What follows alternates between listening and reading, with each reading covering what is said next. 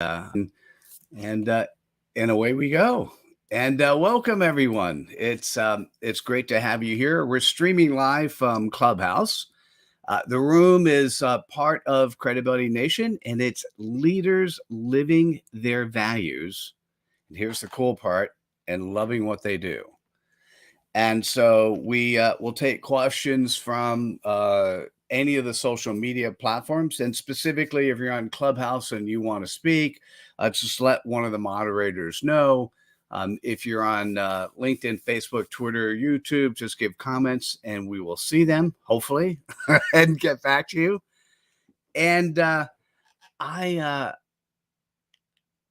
tell you what, I have a teeny thoughts on this particular topic, but I think first I'd love to introduce my fellow speakers. And and Jorge, good to see you back from a month in Mexico. Do you want to say? Fantastic to be back. Oh, good. Oh, by the way, why don't you introduce yourself? And on StreamYard, your picture is frozen. I'd love to have you be unfrozen there, and then but why don't you introduce yourself? Okay, I am Jorge Zavala. I am here living in the Silicon Valley from 20 years. I am from Mexico, and I am very much into how to create innovation, how to think about the mindset, and I need to remember what is my pop. Oh, your C-pop. My C-pop. I am out of date after a month taking vacation and forget about everything I was doing in my life. Oh, that must have been a really good vacation. Amazing that. Yes. At one point in time for you, it was organizational teams that don't deliver. And I don't know if that's still you. I'm going to be in an event here in the Hacker Dojo in Mountain View about how to develop teams for creating startups. Gotcha. Nice. All right. So, Dr. Laura. Yes. Hi. You want to introduce yourself? Sure. Hey, everybody. My name is Dr. Laura. I am a nationally certified and licensed professional counselor. I work with high-achieving professional women and help them transform their stories of trauma into triumph, demonstrate their courage and compassion on stages, have their voices heard, and have their words read on pages so they can impart that wisdom to others to inspire them as well. So, yeah, happy to be here. Excited. Nice. And I'm do you want to talk, either you or Jorge, just for a second? I got Kevin in the green room of StreamYard, but I need to encourage him to come over to Clubhouse because that's where the sound comes out of. So do you want to talk for a second and keep things going so I could focus on that energy? Absolutely. Well, I'm excited that we have so many folks here, and I wonder what's going to happen when we get to LinkedIn and Facebook and Twitter and YouTube. Are we all that? We have Facebook, Twitter, YouTube, Clubhouse, Live, and Facebook, Twitter, LinkedIn. I could do audio too. Okay, what is it? Facebook, YouTube, Twitter, Clubhouse, LinkedIn. That's a lot. Wow. Everything. I need to call those up to make sure I get a hold of all those questions. So this is a world event, you think? This is a world event. Hey, Kevin, you're going to have to turn off your sound and volume from StreamYard. And when we see you pop in on Clubhouse, that's where your sound will come from. But it's great to see you here. And I'm going to say thank you. Thanks for showing up. I'll take a second in terms of my thought processes, and I'm hearing a little bit of background, Kevin. So you want to mute your microphone so we don't hear anything. I think the really cool part about COVID, the really amazing area, is the fact that now I know. Can you imagine me saying that? The amazing area, right? I know. Where's he going? What's he going to say? is it exacerbated opportunity. It exacerbated something that was going to happen anyhow. And that is the recognition that the societal systems that have been put into place into humanity is focused around an industrial age concept that really shouldn't exist anymore. Right? So let's put that in English.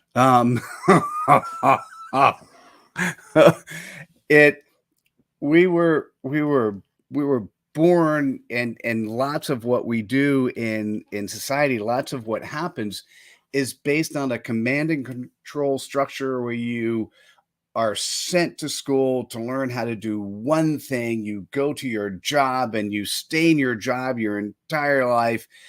You don't have to enjoy your life. As a matter of fact, we don't expect, not we, but society doesn't expect you to enjoy your life until you get to a certain magical age where you can retire and enjoy the fruits of your labor. That is the script that has been written for us. And then what happened is we were all knocked off our horses. We were all life changed. The most of my family who lives in and around New York City lived in a world where a 2-hour commute to work. Catch this. Think about this. 2 hours each way. They'd wake up in the morning. They'd either drive or walk to the train station. They would take a bus or a train to the actual train that would then bring them into New York City. At New York City, you'd either get on public transportation or walk 15 minutes to a half hour, 2 hours. One way to get to your job. And that was acceptable because that's what everyone did. And all of a sudden, I remember talking to family members, first couple months, they were very interested in getting back. 2 years afterwards, they can't possibly imagine living in that world again. And so the thing that's interesting, and what I've often said, is it's important for you to love who you are. It's important for you to love what you do. And if you don't love exactly what you do at the moment, having a financial sponsor that could support you, might be your current job, while you're working on finding the stuff that you really love doing, is really important. I want, and this is what this is about, I want you to live your values. I want those values to be positive, strong, credible values. And if you can live your values out loud and get paid for it, you're living your values and loving what you're doing. It just shows. People can feel it. They can energize from it. It's exciting. So Adrian, I know you're here. You gave the heart, and you are someone, as we've been talking, who has purposely done that often. Tell me a little bit more about loving yourself and what you do. Thank you. Good morning, everyone, or good afternoon. Adrian Barker from Daytona Beach, Florida, or in Daytona Beach, originally from Connecticut. So I find this interesting. So when you grow up in a family business, you could all feel like you don't have a choice, right? You have to go into the family business. My parents were good. They allowed me to, in essence, get to understand the business. And then when I graduated from college, I was able to go into the family business. But actually, I don't even know if you know this, Mitchell, but 11 years into the family business, I made a sales call to the Muscular Dystrophy Association, and boy, was I captured. I fell in love. I fell in love enough to leave the family business, all in good terms, left the family business to join Muscular Dystrophy Association in selling shamrocks against dystrophy. Not even like a big position. It was literally just calling the bars, and I remember my first day, clear as day, like walking in, and that was my only responsibility. But I was watching Sharon, who was the district director, and I remember saying, I want to be the district director. I want to hold a Jerry Lewis telethon. I want to be in charge. And I set that on my site before there was talk about mindset and the things that are taking place now. It was just like, I knew this is what I wanted. And I literally followed Sharon's steps. It was funny. So she first was programmed that I came program. Then there was an opening, and I was able to do, fundraising events. And then she became the district director of Southern Connecticut. And guess who else? Then after she left, I became the district director. I really admired her. I actually really should reach out and tell her how much she means to me. And when I got to that level, it was such a great feeling. I that was the first time in my life I really wow, I loved my job. I loved everything. Plus, oh my God, I'm raising money and I'm getting to meet families and I'm actually seeing the product, the end result of my years of fundraising, which, by the way, not to brag, but I did about $1 million a year, and I created some amazing, crazy events like Underwater Monopoly Marathon. So fun for another day. But I really loved that. And then I ended up having a woman above me who really wasn't sweet. I was going through a divorce, then I got pregnant, and so I made the decision to go back to the family business. But the reason why I tell the story is because every step really took me a little further, because when I went back to the family business, I was the one in the family business that now just worked for a national corporate. So when my mom, they used to do vacations where if you wanted a vacation as an employee, it was just be the first person to ask. And that was the first time I said, oh no, there's other ways of doing it. Then during COVID, I actually wanted to be a contact tracer. And I think that I've just always looked at opportunities. First of all, I don't say no to opportunities. I say yes and figure it out. I look at the risks, but it's very rare that I'll say no. I think that that's probably what's prompted me to really have a life right now full of opportunities, and I love what I do every single day. Do I get tired? Yes, but mentally, I can't wait to just hit the road as a podcast producer now and teaching business. So I hope that kind of shares a little bit of the insight, and just, however you do it, I don't know if that matters as much, Mitchell, is getting to the point in your life where you really are able to just know that and look back and know that you've done everything you can. And my next goal is 2 years on the road in an RV, going around and meeting everyone that I've met, right? I want to take another step further. So I don't know. I have parents that never retired, actually, and passed away while still working. So I have a feeling that you'll see me on the road at 96.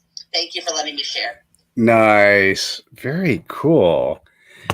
I'm going to share, by the way, Adrian, that was amazing. I put in at least one social media platform, I don't say no to opportunities. I say yes.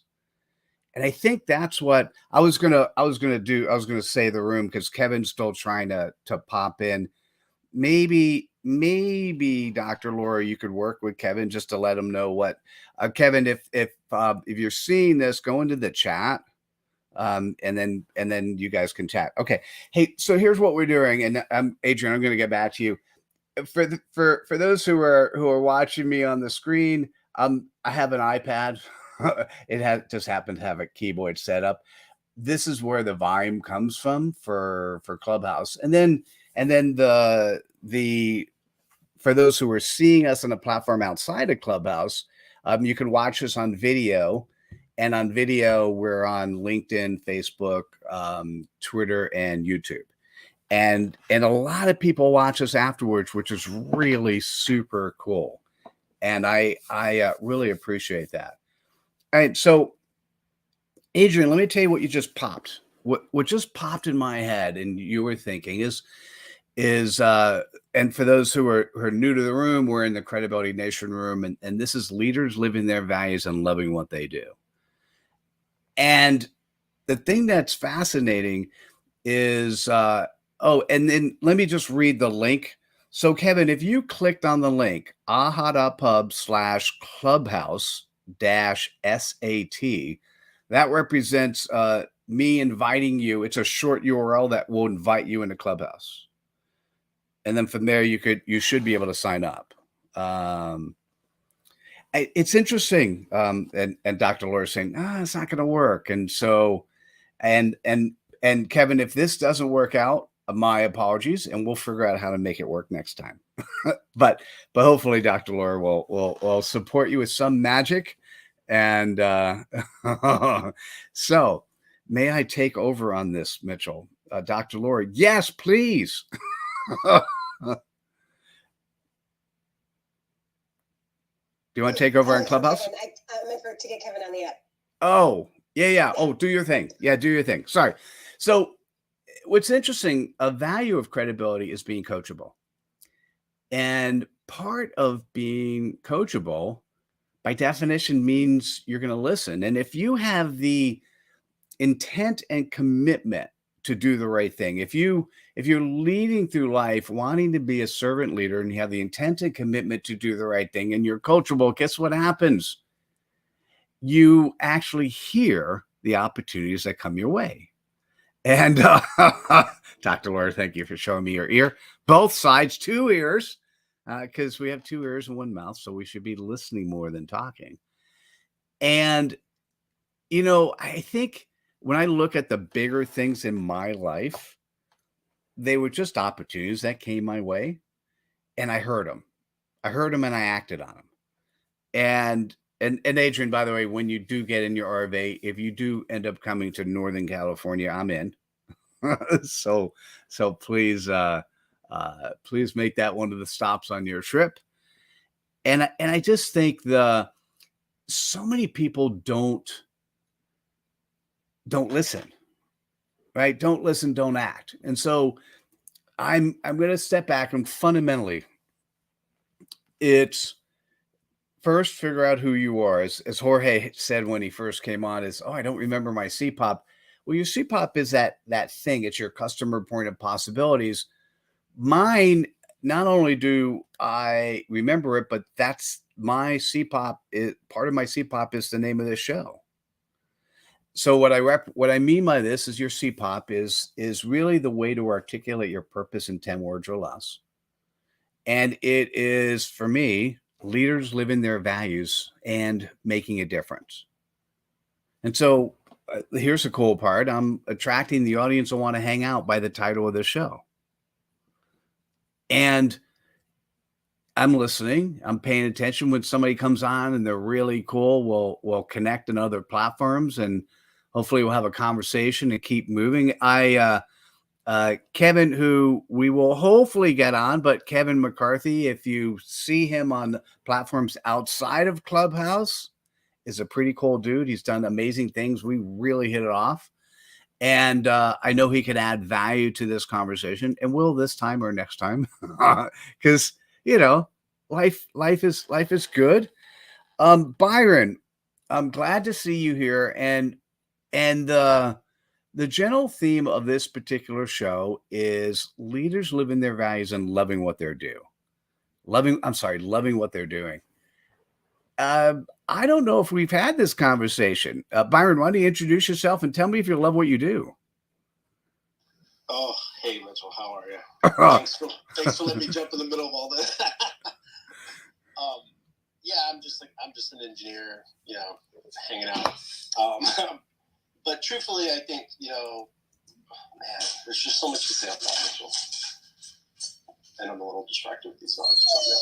But what I do is what I exist every day. I'm glad my feet hit the ground, brother. So there's a lot of that. And that's how I kind of identify is what I do is every day. It encompasses everything. So I'm always trying to find the love. You know me?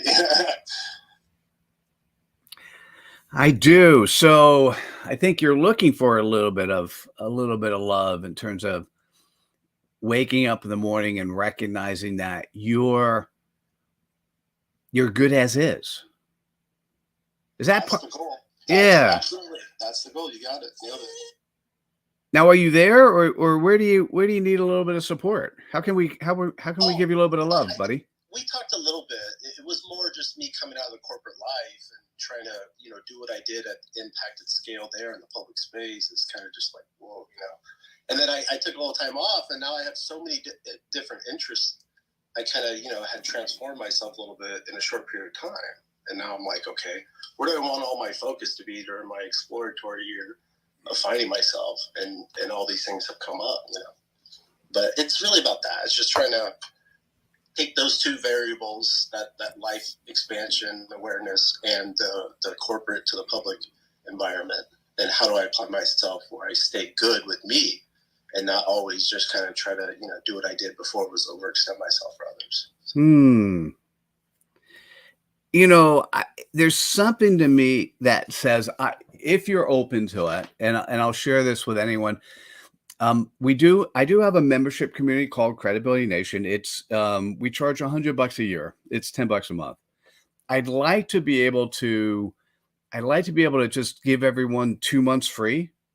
And so here's the thing. It'll ask for your credit card, throw it in there and quit after a month or a month and a half if you don't want to stick around. And then the next thing I want to say, Byron, is we have a course that's less than an hour.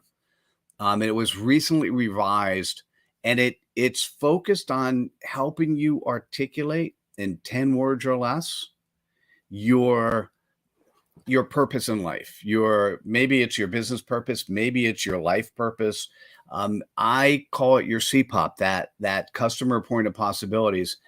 And what I'm gonna suggest, Byron, is when you get that, it acts as a compass. And as a compass, when all these opportunities come your way, like Adrian was saying, she listened and opportunities came. When these opportunities come your way, you have a compass to be able to make decisions, yes or no, based on your CPOP, right? And so I'm going to put it in the chat for my team. And then I'll put it on social. But I'd love you to for those who are listening, it's aha.pub/2M, aha.pub/2M, and that's for 2 months free of Credibility of Credibility Nation. And really, I'm not offended if you come and you join and you quit. If $100 a year is not comfortable, please feel free to do that, because I do want. My goal in 2023 is to have 250,000 people take this course, right? And so I'm actively looking at the moment for places where I'm not convinced I'm going to attract 250,000 people to Credibility Nation. So what I am interested in is if you have a networking platform or a training location, then I'd be very interested in you coming, you and I talking. If the company's credible or the location's credible, we will gift for a year this course for you to be able to share with your people. So let me put that in chat. Wow. And here's the cool part. Since you and I have talked and I like you a lot, is after you get your CPOP, we'll have a conversation about it. Yeah, no, I feel it, Mitchell. You were going to send me the link, and I just, been caught up in life, so it's not something that I haven't been on my radar. Okay. Like, man, where do I? Because listen, I'm all about like true commitment, and if I can project my life's too busy, I have to stop taking on those things that I know I won't, follow all the way through. So it's just about setting that up with a little bit of balance so that I can show up fully, and commit to myself. And your CPOP thing, it was cool from the time I heard about it. I was like, this dude's come up with an elegant way of like delivery. And that's kind of like the masterful part about getting started is that aspect. So I appreciate it. Oh, my pleasure. And I'm very curious for you, by the way. I'm very interested. So I just put it in in chat for the team. So it's aha.pub/2M. And that gets you 2 months free of Credibility Nation. And then after that, it's, by the way, as you could tell, I use aha.pub. It's aha.pub/CPOP, CPOP-course. And I'm just entering that into LinkedIn. I'm probably will stay focused here, so I may not enter it into the other platforms until after the talk. But yeah, no, if you're paying attention, not just do I want you to take the course, but if you've got a platform, and we now are talking to 25 different locations where we will gift the course into their platforms. And so I'm very interested in us having this conversation where there's a playground you play in, and within that playground, it becomes very easy for people to see how do they recommend you, what opportunities are there, how can you show up in a way that is of value. Making the really cool part is making decisions based on this compass just so allows you to it allows you to make decisions that are in alignment with your compass, i.e. integrity. It allows you to make decisions that then when you make those decisions and you demonstrate behavior that's in alignment with your compass, that's also integrity. Right. And so I'm going to say this is pretty, Byron, I'm so happy you came up because normally I don't really push this enough, and I really should, and I want to be of support to you and of service, and so I think this will be helpful.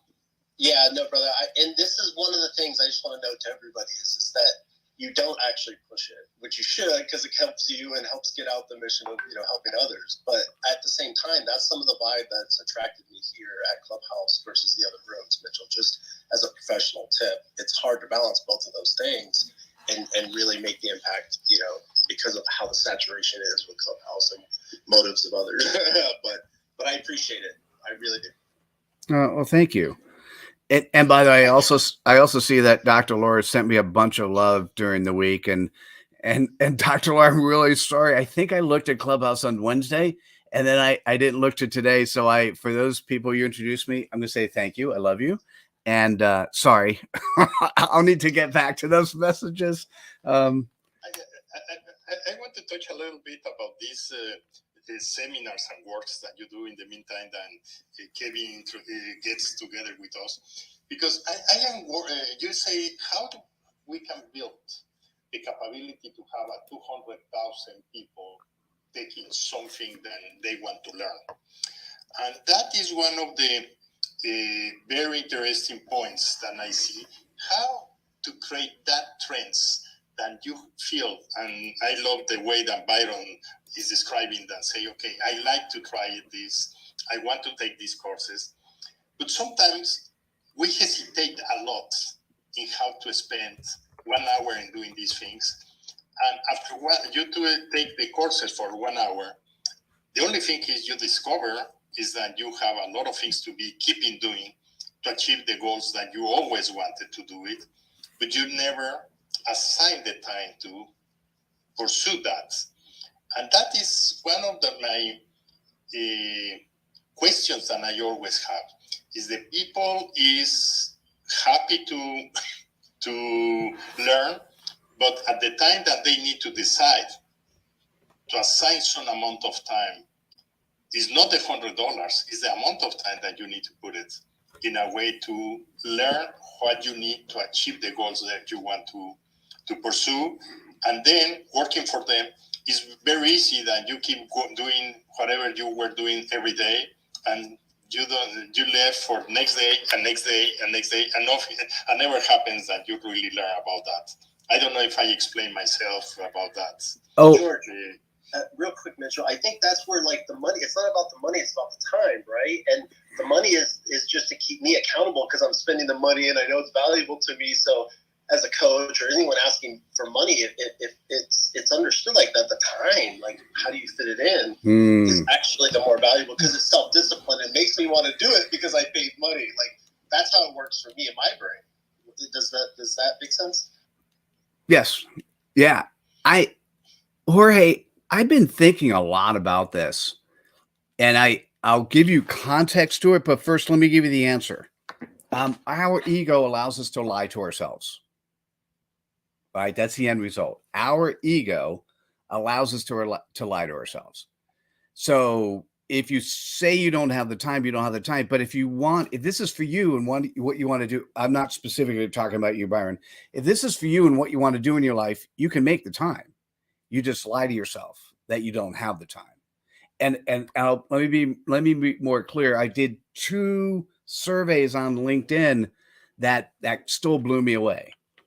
The first survey is how many people are accountable to themselves, or they have an accountability partner, either a friend, family member, somebody from their team, or they don't care about accountability.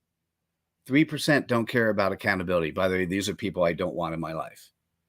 But 61% said they were accountable to themselves. And as soon as I heard that number, I realized, yeah, there's something wrong going on here. So I then did another survey with a different set of results. And that survey was, if you have people in your network, how many people in your network they say what they do and they do what they say, i.e. integrity. They have accountability. And that result was 10%. Oh boy, it's very low. I know. So Jorge, think about this. 61% of people say they're self-accountable. And when you look at the 360 annual review, like only 10% of people in your network are accountable to themselves. Right. And the only thing I can imagine is that I'm the same. I hate to say that I sometimes make promises I can't deliver, and then I somehow justify in my head why that was okay. Most of the time, I will apologize ahead of time. I know I'm going to miss it. I'll let people know. But sometimes just things go on and I don't tell all the right people, right? Like we do this. This is human nature.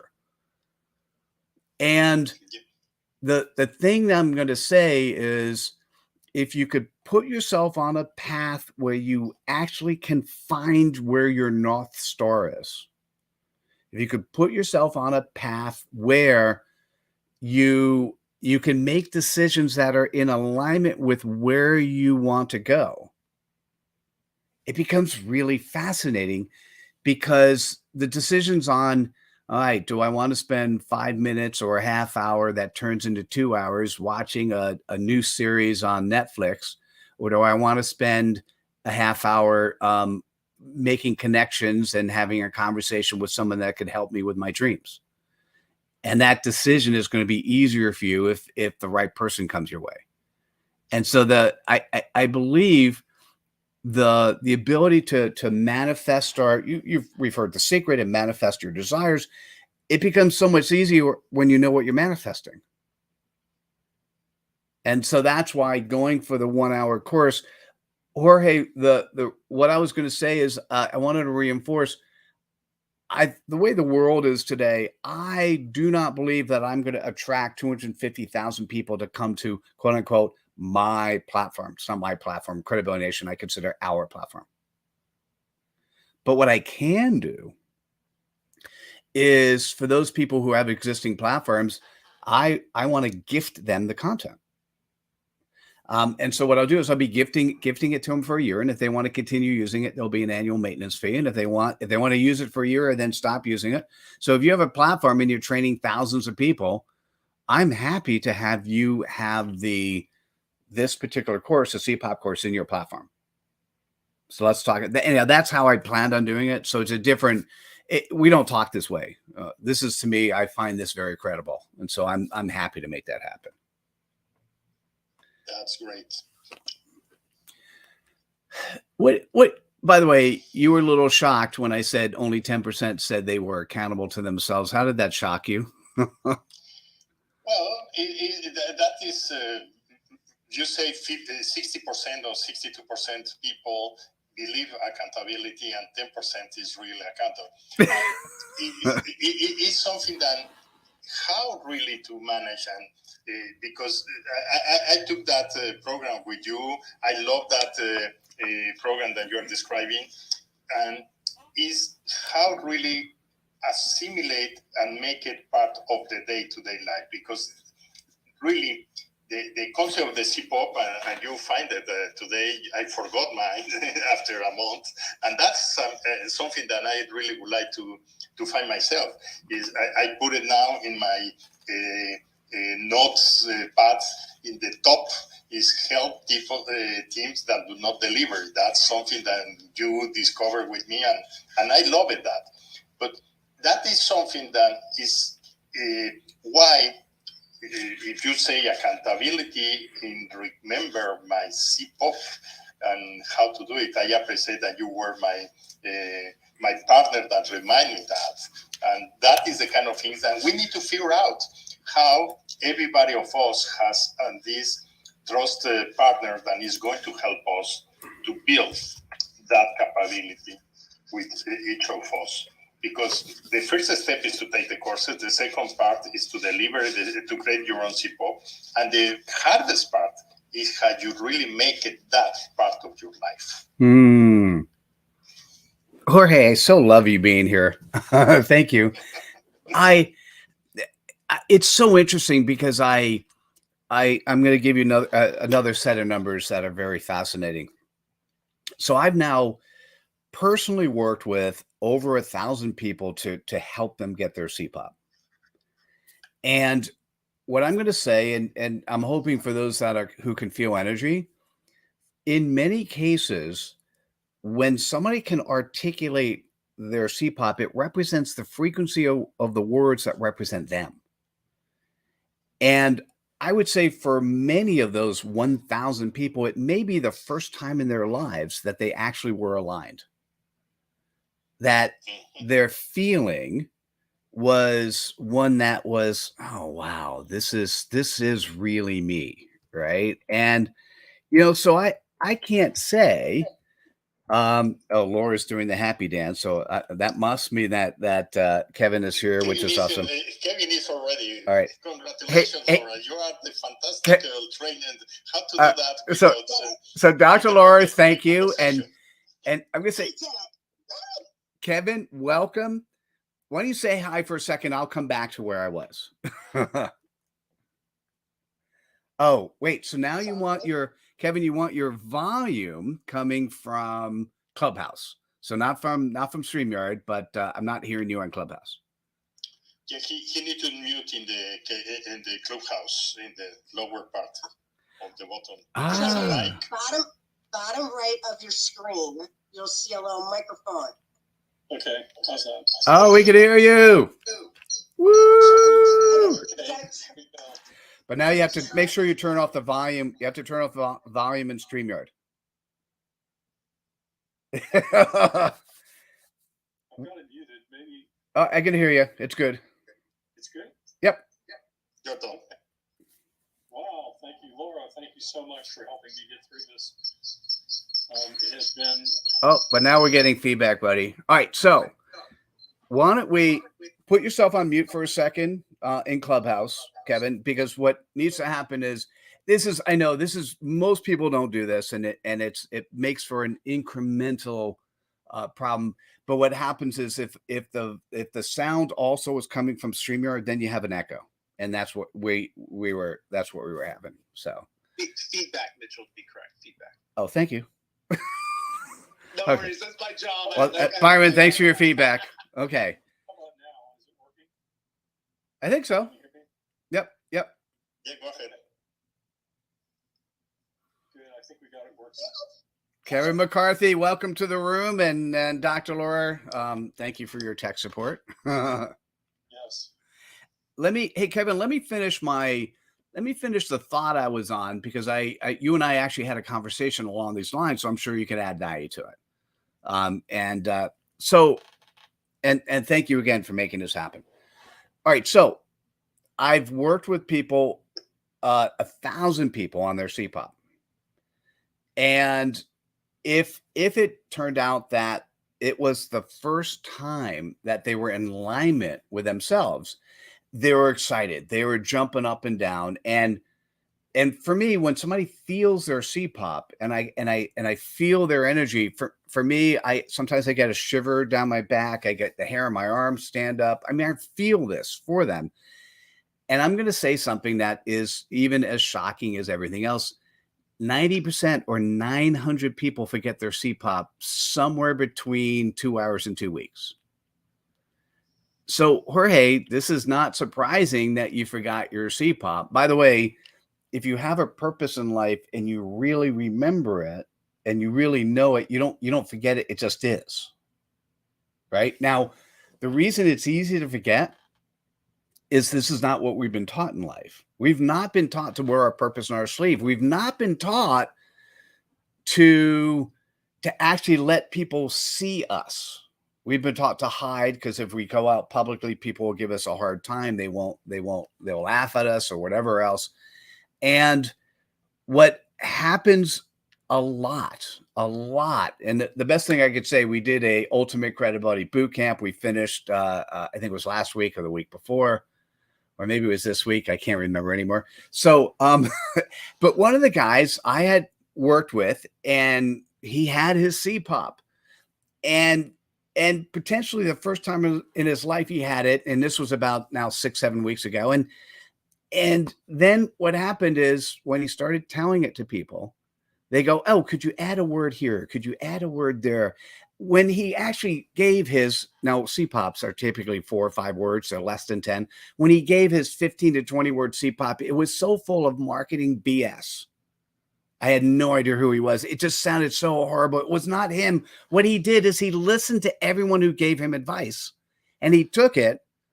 And so let's be clear. If the CPOP is your frequency, nobody could tell you how to change your frequency, right? If the CPOP is the frequency of how you emanate in the world, it's your words. People can talk to you and give you advice, and your job is to let them know why this is you, not to listen to how you, and it's not something that I do. It's something I listen for, that I have a skill set for, but that what I do is teachable. And so, Jorge, 90%, 900 people forgot their CPOP. And I think it's we need to find accountability partners. We need to find people who could help and support us, because Kevin, you focus on this thing called purpose as well and how to articulate it. And surprisingly, even when people get it, then they sort of lose track of it. And I'm still working on why. What do you think, Kevin? Well, I mean, first of all, I do agree that most people will forget their purpose, and it's like, I'm somewhat stunned by it, because what I often find, it kind of what you were describing, is when somebody actually sees their purpose or hears their purpose in life for the first time, they have this sort of gasp. It's like, and I describe it as the breath of Adam. It's kind of like the inspiration, in Genesis it says God breathed into Adam, and that's the inspiration, and it's sort of like the life is coming into you. And this inspiration is happening, and then you exhale it, and it's like you've forgotten it. And so in many ways, we tend to retreat, almost like the Stockholm Syndrome. We retreat back into our old life because it's what we know, it's what we're comfortable with, and where we end up, sort of staying stuck, as opposed to moving into your CPOP is scary. And it's something that I came to recognize, because I've been working around this for 30 plus years, is that it's scary for people to step out. And so I don't know whether it's the fear that's sort of washing it out of their brain, or what's going on, but that's kind of what I observe. I know, it's fascinating, right? I don't know if it's fear. Maybe. By the way, it's so interesting. I don't know if it's fear. I think for many people it's, well, how could I sit with this one person? Like if it's you working with somebody in their purpose, or if it's me working with somebody, how can I sit with one person and they know what it is? And so I'm going to say to you, Jorge, I'm not sure that CPOP that I had written down that you and I talked, I'm not sure that's you, but that was you when you and I spoke last, right? But it's not about me, right? Thinking about that's you. It's about you thinking about that's you, right? And that's the important part. Well, and part of it may very well be, I mean, the other thing I've come to the recognition of is maybe the CPOP that they've written, as you're describing, it seems right at the time, but as time goes on, they haven't done the additional, because your program is great. In an hour, you can come out with a CPOP, and it's there. But the truth is to take 30, 40, 50, 60, 70 years of one's life, and in an hour to expect that you're going to capsulize it in that moment is not really fair to the process. If you're not, it's kind of like, I taught tennis professionally. If somebody takes tennis lessons but they never practice, they're never going to become a tennis player. They're only going to become a tennis lesson enthusiast, I guess is the best way to describe it. So if you don't go out and you practice it and then refine it, then you will not ever, it'll forever be forgotten as like a Cosmopolitan magazine, what's your color, or what's your favorite animal, or whatever it may be that describes your personality, and you'll lose it. That's interesting. By the way, I want to say, Dr. Charlene Kuhn, thanks for watching from Mozambique. Dimple Best Studio, thanks for watching from the Philippines.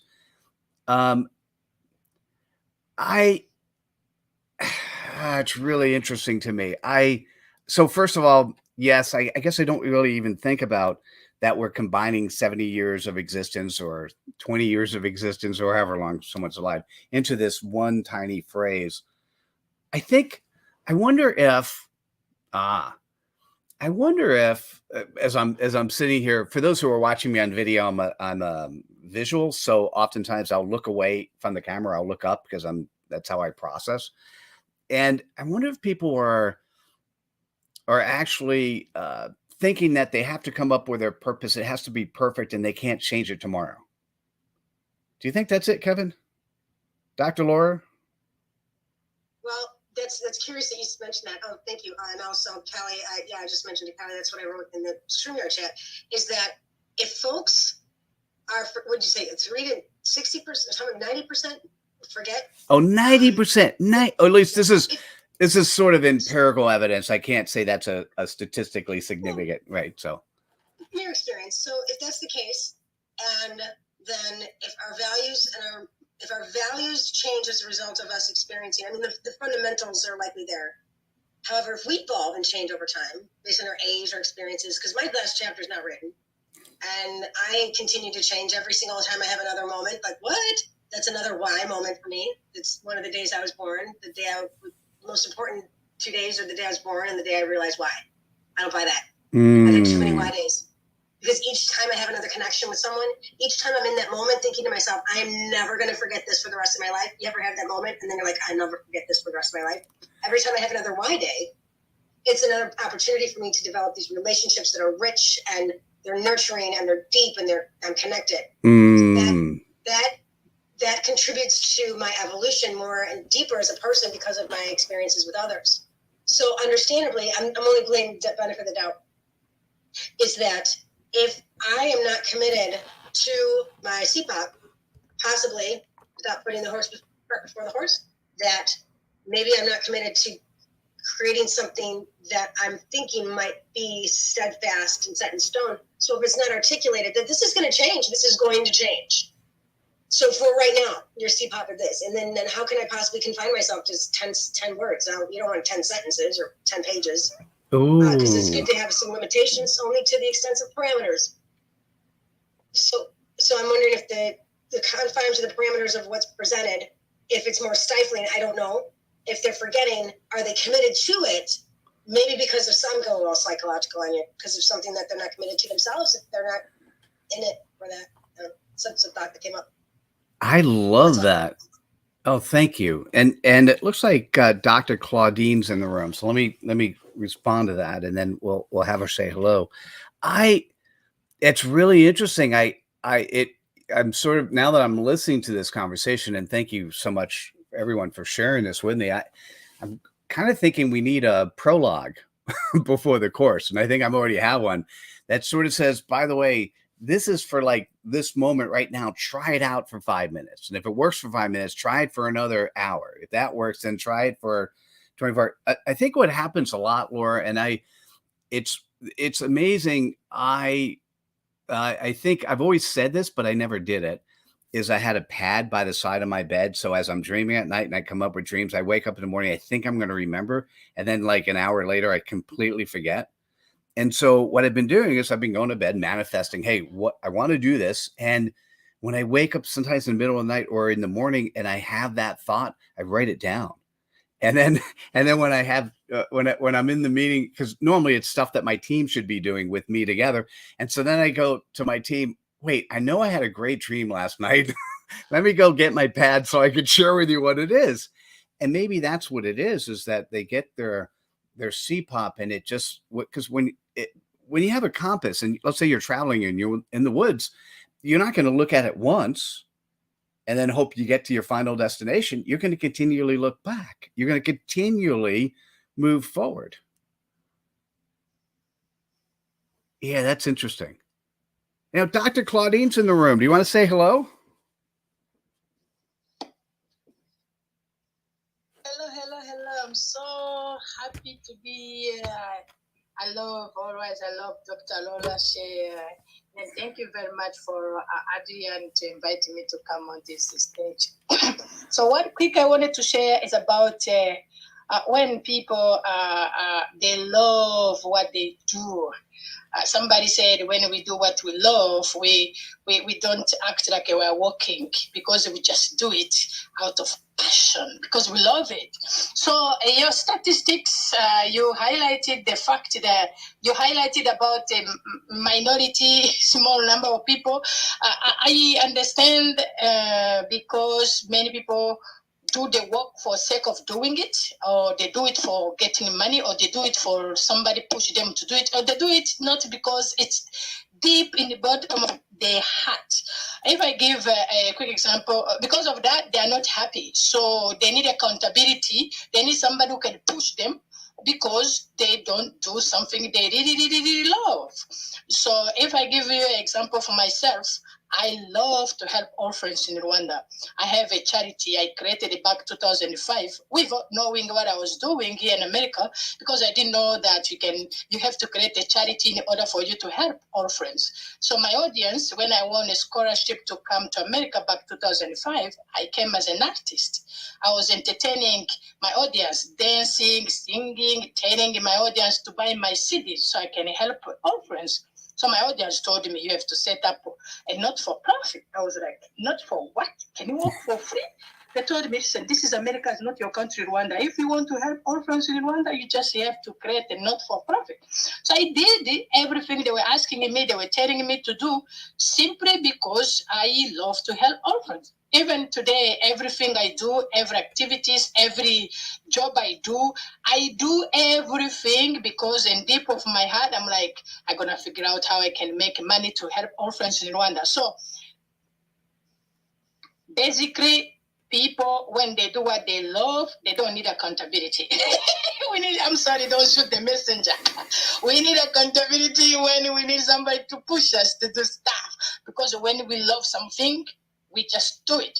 I end up with this. I saw Adrienne in her profile. She's connected to Kaufman entrepreneurship program or institution which teach entrepreneurship.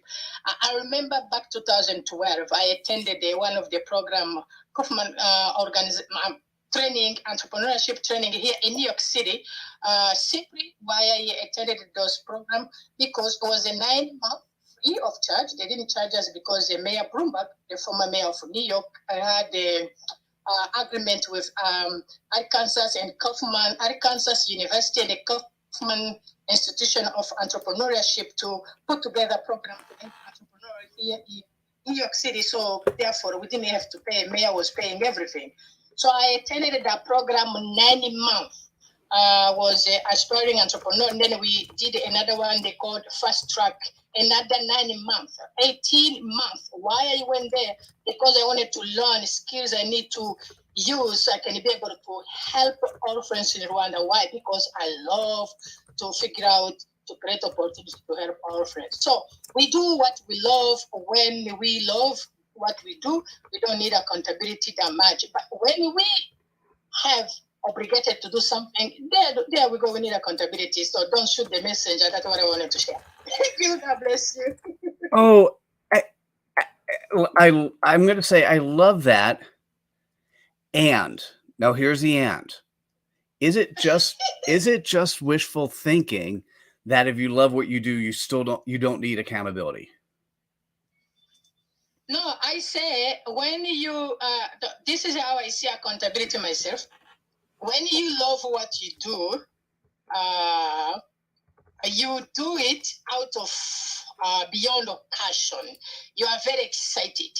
Even to wake up in the morning, you're like, I can't wait the morning to come so I can follow up with these people. When people give an appointment, like, I can't wait for this time to come. Take it as a way you have, let's use dating. You fell in love with somebody, a girl or a man, and then you are very excited. You can't wait to talk to that person. You don't need accountability. You don't need your mom to remind you, hey, you have an appointment with your boyfriend. No, you send text message to your boyfriend or your girlfriend and say, hey, When are you available? I really want to talk to you. That's how I see. When you do something you love, you don't really need accountability. But when you just do something for passing, for just doing it for the sake of doing it, now we are talking accountability. Or when you are in the field, maybe let me just say, let me just support your accountability. These ones, when you are in the field of things you don't understand very well, you need accountability to help you, to remind you. The bottom line, when you do what you really, really love, the bottom of your heart, accountability is a plan B. You go by plan A. So I'm going to say, I, by the way, we're not disagreeing with each other. We just have a slight common language disconnect, right? Because I would like to say yes, but as I get older, I sometimes forget stuff, right? And so sometimes I need accountability partners not to remind me what to do that's right. Right? Sometimes I need accountability partners to remind me that, yeah. Right? So, okay, when you have appointment with your grandchildren, or when your grandchildren are saying they come to visit you, or you're going to visit them, you need accountability to remind you that? Well, I don't have any grandkids, but no, most likely not. Although, when most of the time when I have meetings, I'm always on time or early. But for whatever reason, when we have family events, I sometimes need my wife to say, "Okay, honey, it's time to go." Right? Because I'll be busy focused on other things. I think with my business partners, I've got so many current ventures going on. Every now and then, I have a business partner that says, "Hey, Mitchell, we have a deadline tomorrow, and I don't think I've seen your stuff yet." And I don't ever do that on purpose, but occasionally something will just slip. Right. And I love almost everything I do. And I'm going to say, I want to say I love everything I do. And I think that's true, but I'm going to put almost, because I'm sure there's some things I don't do. I hold on one second. I'd like to hear, Kevin, what do you think? And then we got Laura also joining us as speaker. But Kevin, what do you think? If you love what you do you still need an accountability partner? Well, I think as you were headed towards the direction, I don't think you do need an accountability partner, but what you do need is a coach. Because if you're actively doing something that you love, but if you could do it much better because of some things you didn't know, then a coach can bring you along. And so that's a form of accountability that's not necessarily discipline. I think there's disciplines that, and work habits and things like that I hear that she's describing. But there's also improvement that's there. And so in that sense, a coach can hold you accountable towards greater improvement, or maybe show you different ways of doing things. Gotcha. I hear that. Laura, you're shaking your head. Yes. Is that a vehement, oh my, yes? It's not a seas partying. It's I'm hearing this. It's settling. I'm hearing this, and there's a difference. There's a big difference between accountability partner as opposed to coach, as opposed to counselor, mentor, sponsor, advocate. They're educator. There's so many different examples or words that could be used. And what struck me the most is what Kevin mentioned about coaches. Now, I don't even know about that. Now that I'm processing it, that it's a coach. If it's an accountability partner, what's the purpose? And then how do we define it? How's the best? Because this could all just be semantics. I just need a friend who's going to say, "Did you do that today? I thought you said you're going to do it." Not helpful. You're sabotaging yourself. Yeah. 3 frogs sat on a log. 3 frogs, right? Those of you in the audience, this. 3 frogs sat on a log. 2 decided to jump off the log. How many are left sitting on the log? 3 on the log. 2 decided to jump off. How many are left on the log? It depends if they actually acted on their decision, right? There's still 3. They did not do it. Right. You can make a decision. Poop or get off the pot. You gonna do it? Don't tell me you're gonna do it. Just do it. So I can have a coach. Great. Then for what? I have an executive coach. So where's my empathic or life coach or whatever it is? So I'm hearing that. I need to sit with the grit. Settle. Yeah. I hear. I'm going to say one of the things that happens. So for those who actually join Credibility Nation, so come and join us. 2 months free. aha.pub/2M. if you join Credibly Nation with that 2 months free, then every Monday so Pacific time at 9 a.m., we do a half hour called Accountability Monday. Now I have 350 people who are members of Credibly Nation, and somewhere between 4 to 6 show up for Accountability Monday. So once again, we think we're accountable, so we don't need. And Accountability Monday is nothing more than people coming on, and we're tight at 30 minutes. And they say that first they'll say their CPOP, and then they'll say, this is what I was going to do last week and what I said I was going to do, and this is what I'm going to do this week. And literally, it could take as little as 1 to 2 minutes per person. And if we have less people in the room, people get a little bit more time. And in this case, you really, the accountability coach is yourself. You just happen to be in a room where you're sharing it with others. And I think what happens is when you're in a room sharing it with others, you end like, I am embarrassed for me when what's written down for what I'm doing this week is what I was written down for what I was supposed to do last week. And I did it last week, but then something got in the way. And so I moved it along. I did all this other stuff. And then my main goal for this week is the same thing as my main goal for last week. And that is, so in my definition of accountability, it's somebody just to listen, not necessarily to judge. Do you want to hear the difference? So listen to me again. Accountability coach is there to listen, that you do what you say you're going to do, not to judge the effectivity of what you're doing. And so that's when I said before, Dr. Claudine, on a semantic issue, it could have been simply semantics. I have a different definition of what accountability is than maybe you do. And that's okay. Laura's in the room. I'd love to hear from you. Hello. Good morning, everybody. I hope you can hear me. I'm commuting to my office this morning. Good morning. Can you all hear me? Yes. Oh, thank you. I'm so happy and grateful to be up here. And I love Dr. Laura, and she's a dear friend of mine. So I'm just very excited to be on stage with all of you. I'm a coach, and I believe that accountability, in my view, is incredibly powerful and very important. And I want to also say that a credible coach is never judgmental. And I believe that a credible coach, our intention is to help our clients stay true to themselves.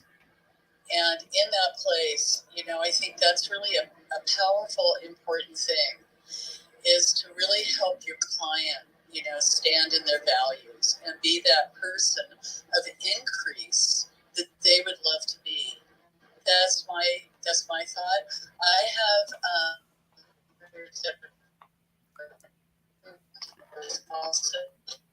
Uh-oh.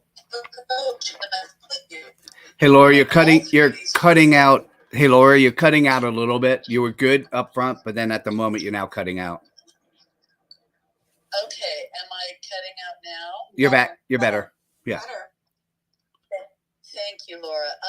So I want to say that I think an accountability partner, and maybe we're getting into the weeds here, right? Because I think that happens, is that I really feel that a coach can also be an accountability partner and a mentor. Mm-hmm.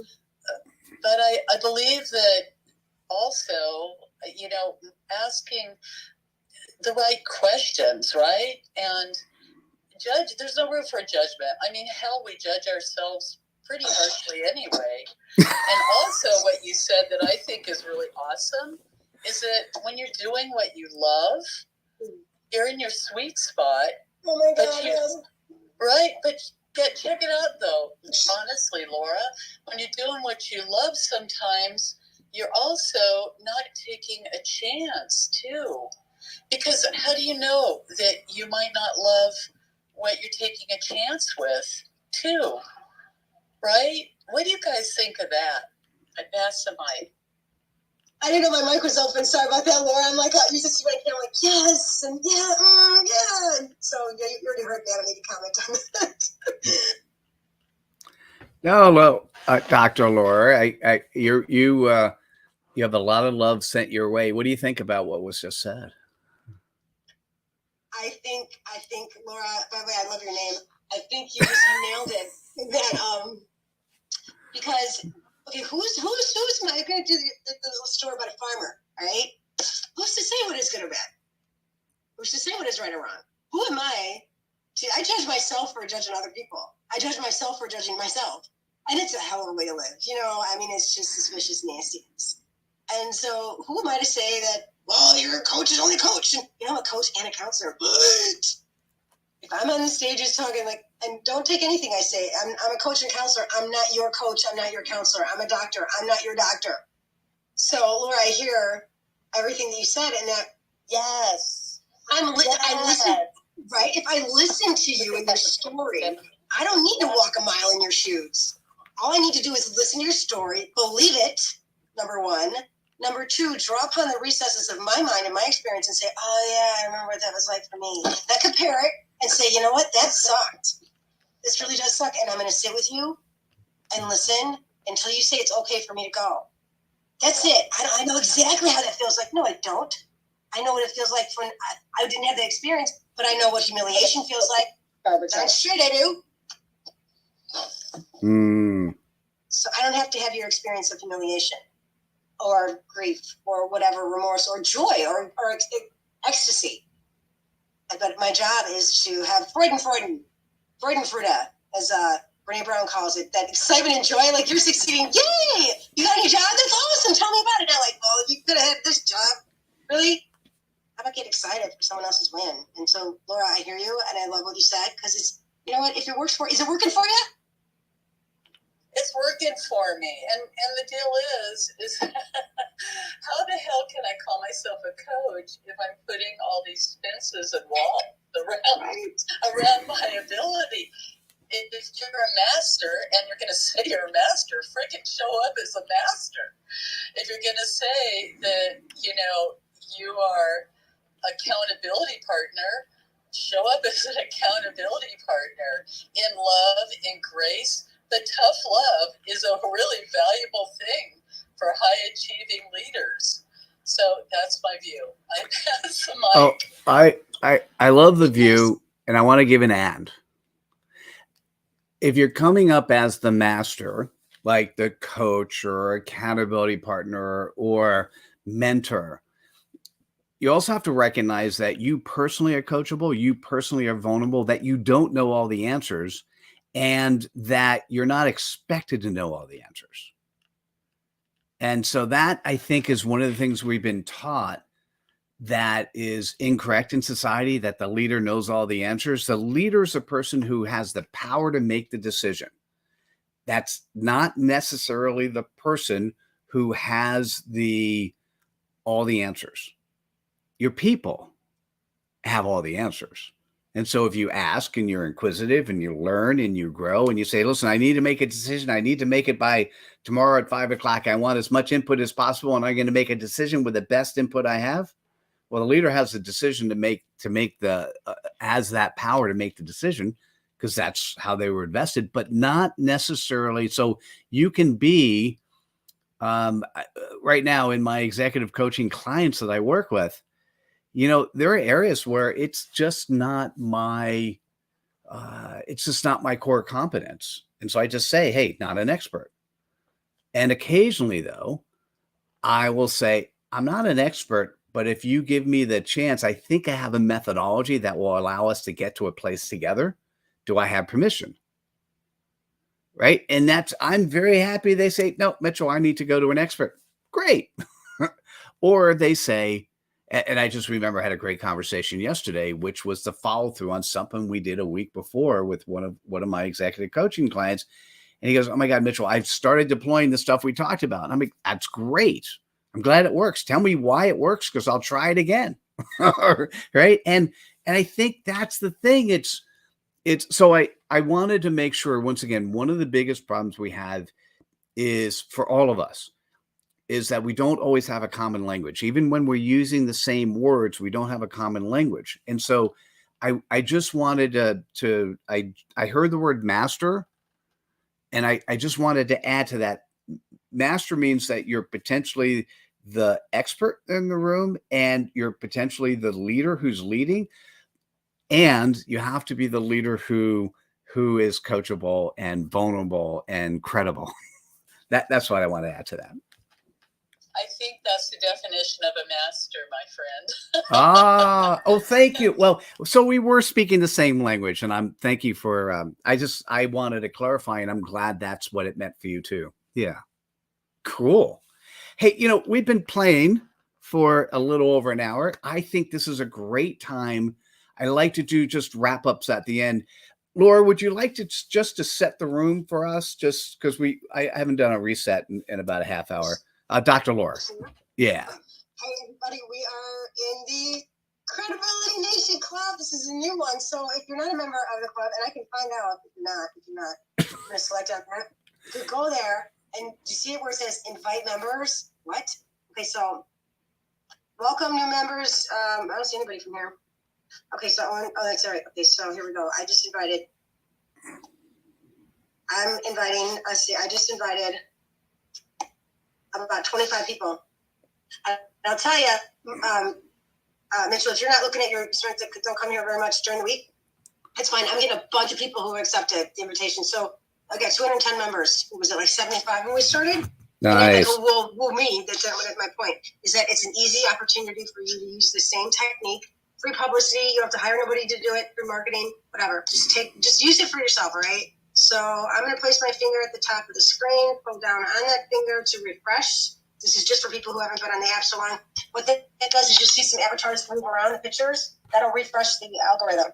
It also gets the room higher up in the hallway so people see it's in there. Yay. We've had 26 shares, bottom up to your screen. The last one was hi. So you mentioned it. And so Dr. Claudine, Adrian, awesome. Everyone's communicating in there. Share the club if you haven't done this already. We've had 7 already.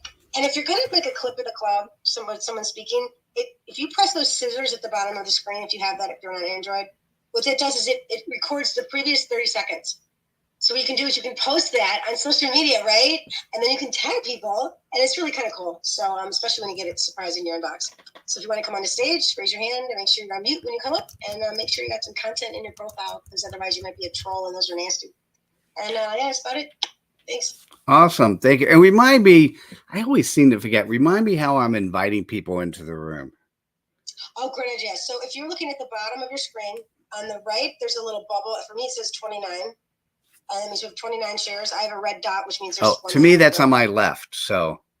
Are you an iPhone? iPad. Okay. Do you see next to that, to the right, there's like a 3/4 triangle? It says 10? Yes. Yep. Okay.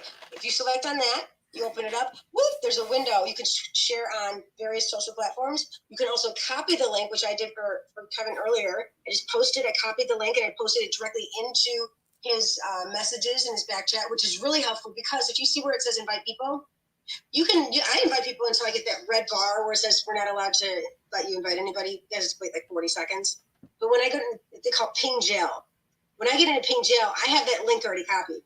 And I know that I want other people to join it. One way around it, if you select invite people, you can search for, which has got a little magnifying glass, search for friends or contacts. So if you know there's a topic, let's say credibility, you put in credit or credibility, and you don't have to use the club. You don't have to use up those little credits for the club or against your ping jail. You can do that on your own from the main hallway. Mm-hmm. And then just keep that link copied. And then from the main stage, like when you first come into the app, you can search for people that way and put that link in there. I don't want to get around the system. Just letting you know. Fantastic. Thank you. Helps. And then, yeah.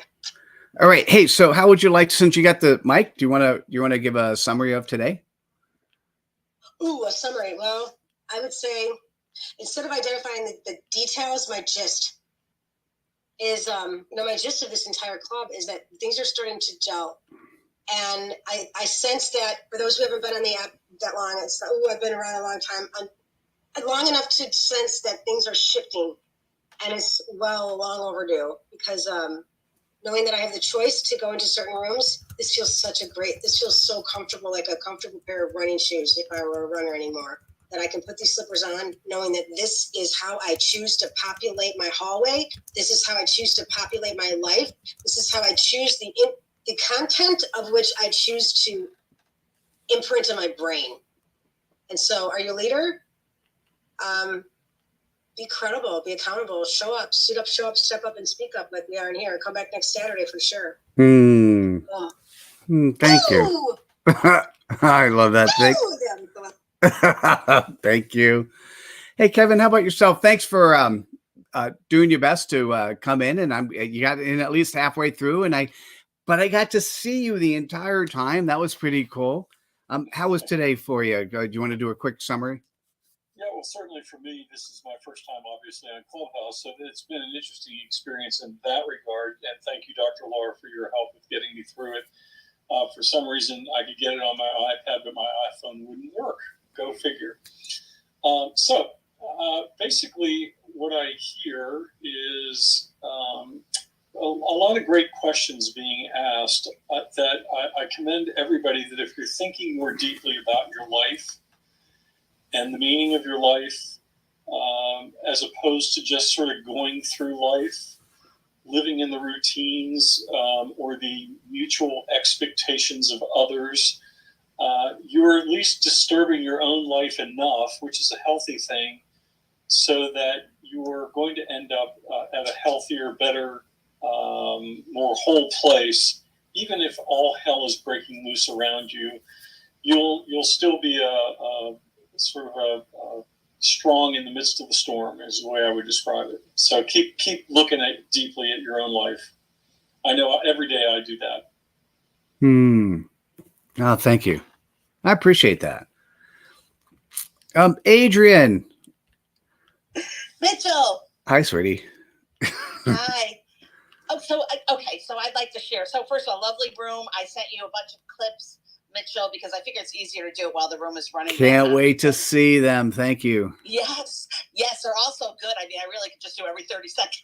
I'd send you 100 at the end, and you wouldn't love me. So, the first time that I ever thought about accountability was when I actually was working for muscular dystrophy, and every week we would have a meeting, and it would talk about, what we were accountable for, and oh my gosh, I freaking loved every second of sharing. And it also drove me to make sure that my goals were being met.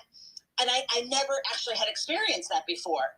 And so that's kind of why I put in the chat box too, that I love this conversation because it's so needed also in the workplace. And workplace culture is such a increasingly important conversation, right? Because we can know that it could actually break a business or make it so that you can't even find employees. So I actually think that sometimes you may be teaching accountability without knowing it, having a weekly meeting, checking in with your own employees. And you don't have to be a coach to do that, but you can actually look. I'm always preaching this because maybe it's my age, and maybe because I have the younger children, but I really believe in this, is that we need to help our younger generation, those that are growing up, to understand what it means. And sitting down and saying, let's be accountable today, may not work as much as if you actually show them.